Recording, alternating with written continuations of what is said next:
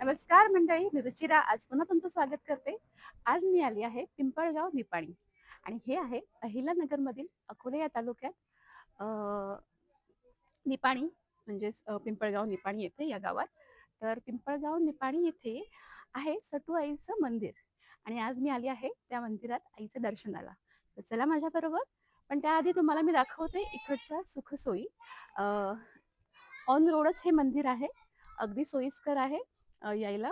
Vehicles वगैरे directly इथे येतात. पार्किंगची सुद्धा सोय आहे विथ चप्पल स्टँड आणि अ, सुसज्ज असं परिसर, आजूबाजूला झाडं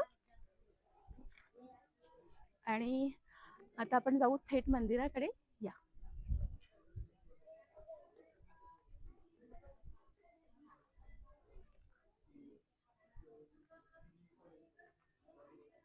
छान शोची वगैरे अशी झाडं, म्हणजे बरीचशी झाडं ह्यांनी लावलेली आहेत आणि छान बसायला सोय आहे आणि तुम्ही बघू शकता समोर एक सुंदर अशी दीपमाळ आहे.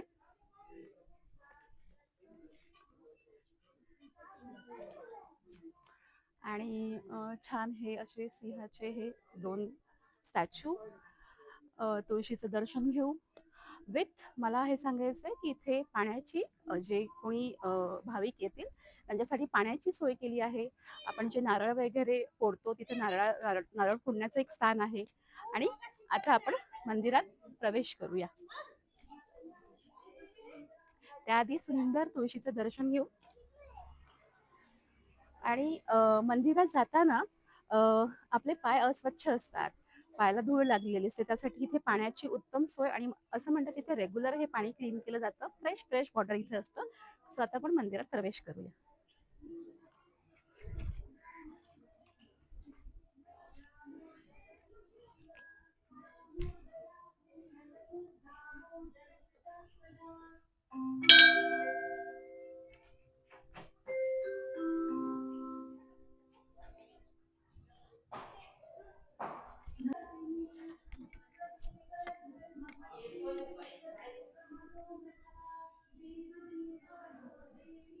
आता आपण मंदिरात प्रवेश केलेला आहे.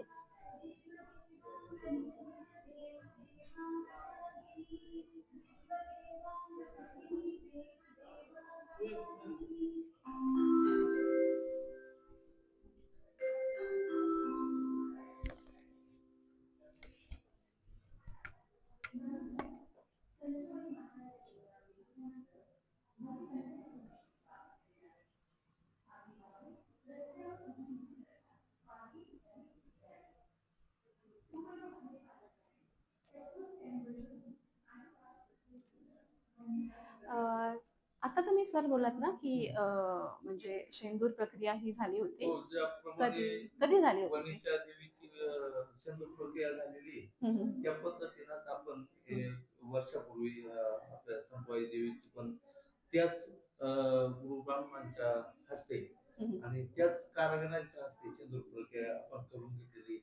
तर हे पूर्वीचं जे रूप आहे, ज्या काळी आम्हाला आठवत नाही, पण त्या ज्यांनी शेंदूर प्रक्रिया केली त्यांचं म्हणणं असं आहे की ही 2 ते 3,000 वर्षापूर्वीची देवी त्यांच्या एकंदरीत अनुभवानुसार आपण बाहेर घेऊन बोलूया. आणि तो पूर्वीचा फोटो आणि हा आता हा फरक झालेला हा आहे. हा पूर्वीचा तो फोटो आहे ना, आता लाईव्ह आता जो आहे तो आहे. अच्छा. सर आपलं नाव? नानासाहेब दळवी. अच्छा. आणि तुम्ही हे इथे गावचे नागरिक ह्याच गावचे. आम्ही यात्रा उत्सव असेल त्यावेळेस नेहमी स्वयंसेवक म्हणून इथं अच्छा अच्छा. असतो या लोकांच्या सेवेसाठी. हे तुळजाभवानी मातेचं हे आहे ना हो फोटो? हा तुळजाभवानी माता आहे. प्रत्येक मंदिर म्हणजे देवीचे रूप या ठिकाणी लावलेत आपण. अच्छा.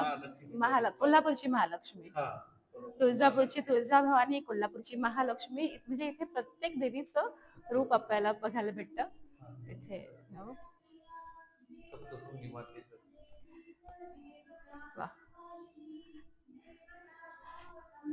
सप्तशृंगी आई, वणीची सप्तशृंगी आई, देवीची अनेक रूप जी आपल्याला बघायला भेटत आहेत फोटो मार्फत. निमदरीची निमदरीची रेणुका माता.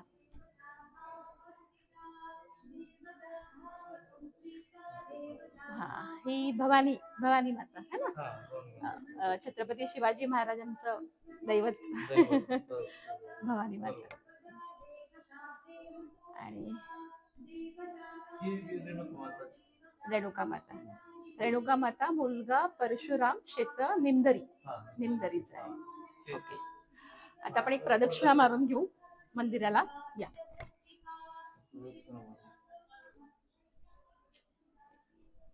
एक कारण करण्याचं की म्हणजे यात्रा करतात ना, जत्रा ती व्यवस्था पण केलेली आहे लोकांची, ती सोय केली. म्हणजे निवासस्थान आहे का? हा? निवासस्थान आहे ना? देवस्थान आहे. बसू वगैरे टाकतात ना. अच्छा अच्छा. हा. हा, तर ती यात्रा वगैरे त्यांच्या सोयीसाठी आपण ती व्यवस्था केलेली आहे. ओके. या ठिकाणी आणि ही झाडं बंदिस्त. वगैरे सगळं हा, तुम्हीच ते लावलंय का? गार्डन आता गेल्या 3 ते 4 वर्षात आमचे अध्यक्ष संतबाईचे डी.के. गोरडे साहेब हे अध्यक्ष झाल्यानंतर हा विकास झालेला आहे. मूळ अच्छा. मंदिर असंच होतं, हा, हा. पण फक्त त्याच्यामध्ये आपण बदल सजावट करत केली, गेलो. बदल हा हा केला. हा. आणि आजूबाजूला अशी हा, झाडं लावणं, खेळ. जास्तीत जास्त आकर्षित बनवण्याचा प्रयत्न केला. सोबत या.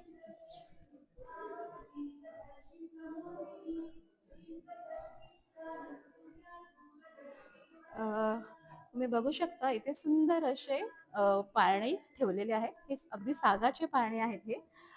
इथे जायबळ संस्कार जे आपण म्हणतो, म्हणजे जे लहान मुलांचं जायबळ केलं जातं.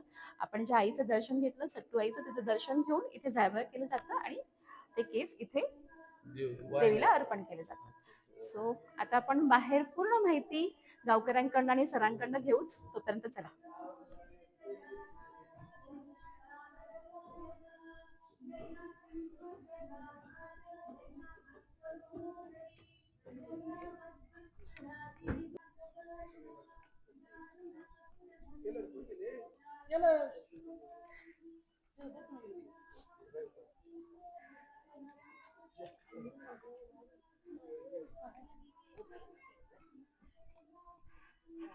तर आता आपण दर्शन घेऊन आलेलो आहे आणि इथे काही गावची मंडळी उभी आहेत. आता आपण त्यांच्याकडनं देवी आईची अधिक माहिती घेऊ. कारण त्यांच्या व्यतिरिक्त आपल्याला इतकी छान माहिती कोणी सांगणारच नाही. सो आपण सुरुवात करू. सर, आपलं नाव? ज्ञानेश्वर शिंदे. तुमचं? आपलं? रवींद्र बाबाजी वागचौरे, लिपिक संत देवस्थान. अच्छा. तुम्ही? नवनाथ नेही. अच्छा. तुमचं? विनायक वागचौरे. बरं. सरांची ओळख झालेलीच आहे आपली. दळवी सर आहेत हे.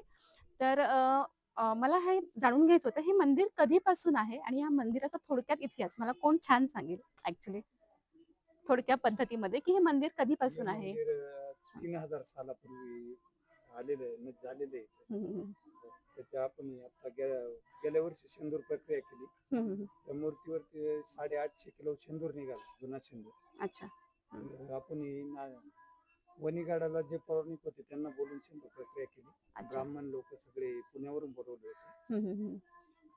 तर तिथे जावळ विधीचा कार्यक्रम होता. हे जावळ काढण्यासाठी हे नाही आमच्याकडे ज्ञानेश्वर शिंदे. अच्छा अच्छा. हा. कर्मचारी आमच्या देवस्थानचा. अच्छा. म्हणजे हे सगळे इथेच म्हणजे स्थायिक तुम्ही असता. आणि म्हणजे मला असं करायचं, इथे कधी यात्रा असते काय? इकडचा थोडासा इतिहास, कधीपासून काही यात्राची? इथली यात्रा मे महिन्यात बुद्ध पौर्णिमेच्या आदल्या दिवशी असते. अच्छा. आणि यात्रेचं कसं असं नियोजन काय? म्हणजे यात्रेला काठीची मिरवणूक असते मोठी. त्याच्यानंतर काठीची मिरवणूक झाल्यानंतर तमाशाचा कार्यक्रम असतो. अच्छा अच्छा. हा हा. दुसऱ्या दिवशी परत हाजरीचा कार्यक्रम होतो. मग भाविक पण भरपूर असतील. गर्दी. अच्छा. 12 महिने गर्दी चालू असते. हा हा.